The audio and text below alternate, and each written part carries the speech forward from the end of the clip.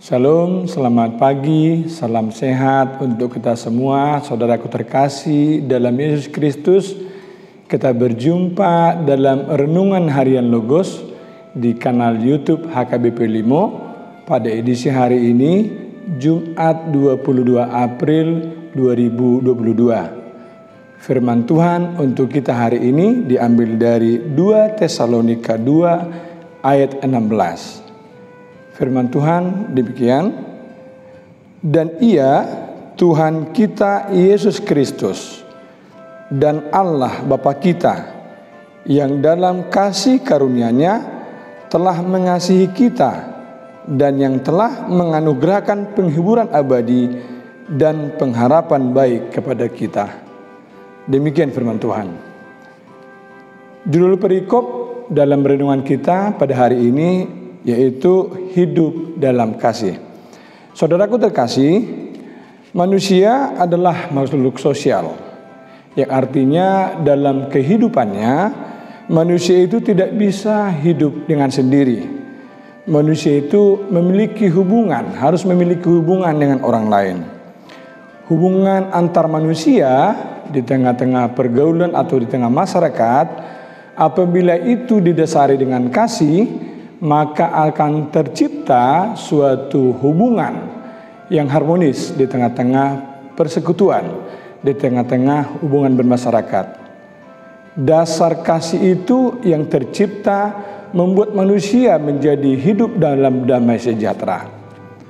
Saudaraku terkasih, demikian juga apa yang dialami oleh Timotius, Silwanus dan Rasul Paulus dalam pelayanannya di jemaat di Tesalonika. Dalam Alkitab ditulis di kitab 1 dan 2 Tesalonika diceritakan ada hubungan emosional antara jemaat di sana dengan Rasul Paulus dan teman-teman dalam memberitakan Injil di tengah masyarakat di Tesalonika.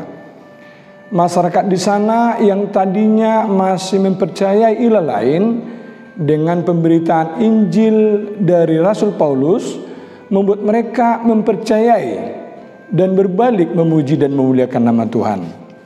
Masyarakat atau jemaat di sana pada masa itu juga mendoakan pelayanan Rasul Paulus agar semakin baik, dan itu yang Rasul Paulus rasakan bersama dengan Timotius dan Silwanus, bahwa penyertaan Allah Tuhan dalam umatnya di Tesalonika membuat mereka semakin bersemangat, semakin baik lagi dalam pelayanannya di sana.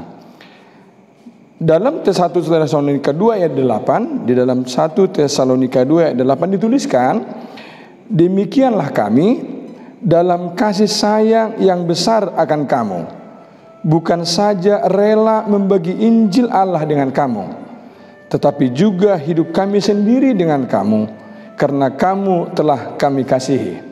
Ya, saudaraku, kasih yang tulus itulah yang mendasari Rasul Paulus dalam setiap pelayanannya. Saudaraku terkasih, demikian juga kita mengetahui sebagaimana Allah mengasihi kita umatnya. Allah senantiasa setiap hari, setiap waktu selalu mengasihi kita. Ia bahkan menyerahkannya anaknya yang tunggal, Tuhan kita Yesus Kristus, untuk kita yang telah mati di kayu salib dan bangkit kembali di hari yang ketiga untuk menyelamatkan kita umatnya dari dosa-dosa. Karena begitu besar kasih Allah akan dunia ini, sehingga Ia mengaruniakan anaknya yang tunggal, supaya setiap orang yang percaya kepadanya tidak binasa, melainkan beroleh hidup yang kekal. Demikian firman Tuhan yang tertulis di Yohanes 3 ayat 16. Allah adalah kasih, sebagaimana ditulis dalam 1 Yohanes 4 ayat 16. Firman Tuhan mengatakan, kita telah mengenal dan telah percaya akan kasih Allah kepada kita. Allah adalah kasih, dan barang siapa tetap berada di dalam kasih, ia tetap berada di dalam Allah dan Allah di dalam dia. Tuhan senantiasa hadir dalam kehidupan kita. Dari waktu berjalan yang kita lalui, kita pasti merasakan campur tangan Tuhan yang tidak pernah lepas dari kehidupan kita. Tuhan selalu mengiringi hidup kita. Kemanapun kita melangkah, dimanapun kita berada, Allah Maha Hadir. Karena Allah adalah kasih. Saudaraku terkasih, kasih Tuhan itu tidak pernah dibatasi oleh waktu, dan kasih Tuhan itu tanpa syarat. Tuhan Yesus mengasihi saya, mengasihi saudara tanpa syarat, sama artinya bahwa Tuhan Yesus rela mengambil masalah besar, dan ia tanggungkan kepada dirinya sendiri dengan jalan datang ke dunia ini menjadi manusia, menjadi anak sulung Allah yang pertama sebagai manusia yang sempurna tanpa cacat, celak dan dosa. Namun ia harus mati di kayu salib menggantikan diri saya dan saudara, supaya hukuman api yang kekal yang seharusnya jatuh kepada kita semua didamaikan oleh Allah bagi mereka yang percaya kepada pribadi Yesus Kristus sebagai Tuhan dan Juru Selamat. Saudaraku terkasih, melalui ayat ini apa yang Allah minta dari kita? Mari kita hidup dan melayani dengan kasih yang tulus.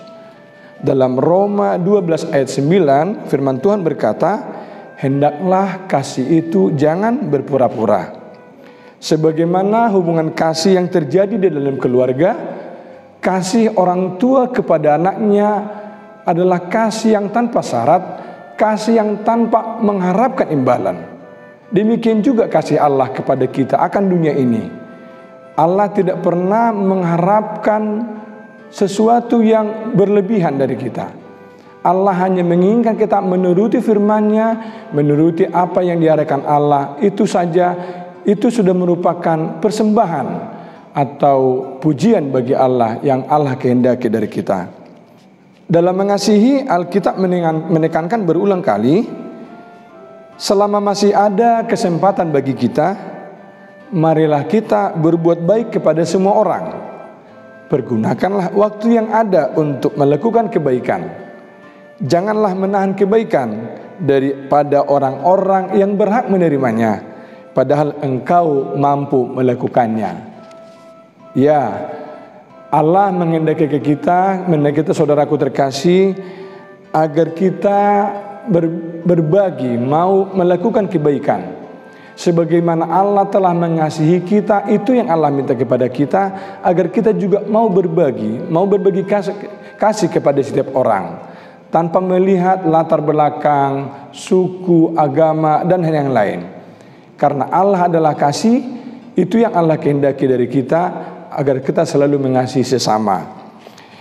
Saudaraku terkasih, dengan hidup saling mengasihi, umat Allah dapat menjalankan berbagai tugas panggilan dengan baik dan menghasilkan buah. Ya, buah yang ada artinya dalam kitab ini, maksudnya Tuhan mengasihi kita, meminta kita agar kasih yang ada pada diri kita dapat menghasilkan sesuatu, dan itu membuahkan hasil dalam kita menolong saudara-saudara kita. Di ayat terakhir pada pasal 2 Tesalonika ini, di ayat 17 dikatakan, kiranya menghibur dan menguatkan hatimu dalam pekerjaan dan perkataan yang baik. Saudaraku terkasih, kasih dari Tuhan kita Yesus Kristus yang senantiasa memberikan dan mengaruniakan penghiburan yang abadi dan pengharapan yang luar biasa kepada kita. Dikala kita sedih, dikala kita dalam pergumulan, kasih setia Allah tidak pernah meninggalkan kita. Ya, kita aminkan saudaraku. Ketika kita berusaha untuk memahami dan mengerti apa yang disampaikan Paulus tentang hidup dalam kasih di ayat ini, tentu lebih mudah untuk melaksanakannya bagi kita. Sebagaimana orang-orang yang percaya kepada Yesus Kristus, kita tidak punya pilihan lain bahwa kita harus hidup di dalam kasih. Semoga kita tidak hanya pandai berbicara tentang kasih atau memahaminya, tetapi lebih dari itu, kita juga harus tinggal di dalam kasih itu. Marilah kita selalu hidup dalam kasih yang bersumber dari Tuhan, karena waktu yang terbaik untuk mengasihi adalah sekarang. Biarlah kasih setia dari Tuhan kita Yesus Kristus yang senantiasa menyertai perjalanan hidup kita dari saat ini sampai selama-lamanya. Amin. Kita berdoa. Terima kasih Allah Bapa yang kami puji dalam nama Putramu Yesus Kristus, Tuhan dan Juru Selamat kami. Terima kasih Bapa yang baik, firman-Mu yang telah menyapa kami di pagi hari yang indah ini. Dalam pemberitaan Injil Rasul Paulus di Jemaat Tesalonika, Tuhan mengajarkan ke kami bahwa dalam hidup kami agar kami senantiasa hidup dalam kasih. Sebagaimana Allah adalah kasih. Kasih setia Allah selalu menyertai perjalanan hidup kami dari waktu ke waktu. Ingatkan kami Bapa, agar kami selalu menerapkannya. Kami mengasihi sesama dalam kehidupan kami sehari-hari. Berkati keluarga kami, berkati anak-anak kami Tuhan, berkati juga gereja-Mu dalam setiap pelayanan kami. Berkati jemaat-Mu dimanapun jemaat-Mu berada, baik yang dari anak-anak sampai dengan jemaat-Mu orang tua kami. Sembuhkan jemaat-Mu yang dalam keadaan sakit, baik yang dirawat di rumah sakit maupun yang di rumah. Berikan kekuatan bagi yang lemah, berikan penghiburan bagi yang bersedih, tambahkan sukacita di tengah-tengah keluarga. Berkati negara dan bangsa kami, terlebih kebijaksanaan kepada pemerintah kami, agar setiap kebijaksanaan yang diambil adalah untuk kesejahteraan seluruh rakyat di negara kami ini. Terima kasih Bapa yang baik, kepadamu kami serahkan hidup kami. Engkau senantiasa menyertai kami hari ini sampai selamanya. Di dalam nama Putramu, Yesus Kristus, Tuhan dan Juru Selamat kami berdoa dan mengucap syukur. Amin. Selamat beraktivitas saudaraku terkasih. Tuhan Yesus menyertai kita semua.